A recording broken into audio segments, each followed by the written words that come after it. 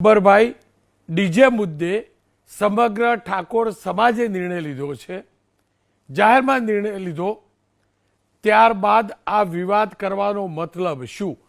કેમ થયો આ વિવાદ? જો આ સમાજ તો સમાજ છે ને, સમાજથી મોટો તો કોઈ વ્યક્તિ ન હોઈ શકે ને. ફાયદો એટલે આમાં કેવું છે કે જે લગ્ન હતા ને એ અમારા કુટુંબ મારા કાકાના તો હતા, તો આ લોકો જે બંધારણમાં જ્યાં હતા ને વ્યક્તિઓ આવીને પાસે રહીને એમને ડીજે કરાયું છે. મારો તો એક વિષય ધંધો છે એટલે હું એમના પૈસાથી ગાવા જેલો, બરાબર. અને આ લોકોને કોઈ ગામમાં ચર્ચા કરી નથી બિલકુલ. અને અઠવાડિયા પહેલા આ લોકો જે સમાજ બારેથી બોલાવી એ લોકોને જ કરાયું છે પાસે રહી. એટલે ગબ્બરભાઈ તમે નહોતા જાણતા કે આ ડીજે વગાડવામાં આવશે, ડીજે વાગશે, એમ કહેવા માંગો છો? ઓમાં કેવું છે કે ડીજે તો આ લોકોને આયોજન કર્યું. અમે મારા જે કુટુંબમાં કાકા છે એમને એક વખત ગોમ વાળાને ભેળા કરવા જ્યાં કીધું કે ભાઈ મારે ગોમ ભેળો કરીને મારે ડીજે વગાડવું નથી, તમે ભેળા તો પણ હાર્યા જ્યાં પણ કોઈ આયા નહીં.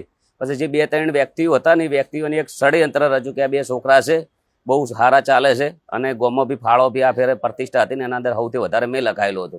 અને આગળ કદાચ સરપંચની ચૂંટણી બી આવે છે, એમાં મારા કાકાના છોકરાની એક ચર્ચા બી થઈ હતી. તો આ લોકોને એક ષડયંત્ર રચી અને પૂરેપૂરું એક અમારા બાજુના ગામના છે આ લોકોને પૂરેપૂરું ટાર્ગેટ કર્યું. કદાચ આ લોકોને ન્યાય જોતો હતો તો સીધું મારો બંગલો છે, મારો ઘર હતું ને મોસા ઢાળીને બેસી જવું હતું ને આ લોકોને આવી. જાહેરમાં ડીજે વાળા એમ ગાય કે બંધારણ વાળાને ગોળી મારો. જો ડીજેના આ સંસ્કાર હોય ને સાહેબ, તો ઠાકોર સમાજ જ નહીં કોઈ પણ સમાજના કાર્યક્રમમાં આ પ્રકારે મારા ગુજરાતમાં ડીજે વગાડવાનો ગાવાનો તો કોઈ અધિકાર ના આપે. ગોળી મારો એટલે સારું તો ના જ કહેવાય, બરાબર, આપણે સમજીએ છીએ. પણ આ લોકોને ડાયરેક્ટ મને જ ટાર્ગેટ કર્યો કે બંધારણનો પૂરેપૂરો ફાયદો મારા ઉપર. જે MLA બોલ્યા છે એમનો કોઈ ફોન નહીં પૂછવામાં ના આવ્યું, ગામના કોઈ સી લોકોને મારા ઘેર ના આવ્યા.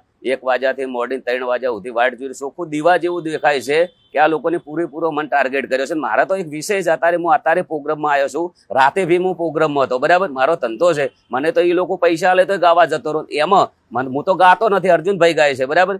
અને એમાં કદાચ નાત બાર મૂકે તો જેના ઘેર લગ્ન છે એ વ્યક્તિને મૂકે, તો એમાં કલાકારને નાત બાર મૂકે. જે અંદર મને મૂક્યો હોય, ચલો કે હું તો નેચ્યા તો નાચવામાં, બરાબર, તો મને નાત બાર મૂક્યો તો 3 જ કેમ? તો જેટલા નાચવા વાળા હતા ગોમમાં હતા ને એના સાથે આ લોકોને ફેર ટાર્ગેટ કરીને તો આખું ગોમ મારા ફેવરમાં છે. તમે કદાચ બી વિડીયો જોયા હશે તો એના અંદર લગભગ 200 થી 300 400 માણસો આવ્યા છે. તો એમના વાંહે કોઈ કાર્યવાહી નહીં. બીજા બી ઘણા બધા ડીજે વાજ્યા છે, એમાં કોઈ કાર્યવાહી નહીં. સીધો જ મને એના પાસે કોઈનો કોઈ નિર્ણય લેવાનો નથી બિલકુલ.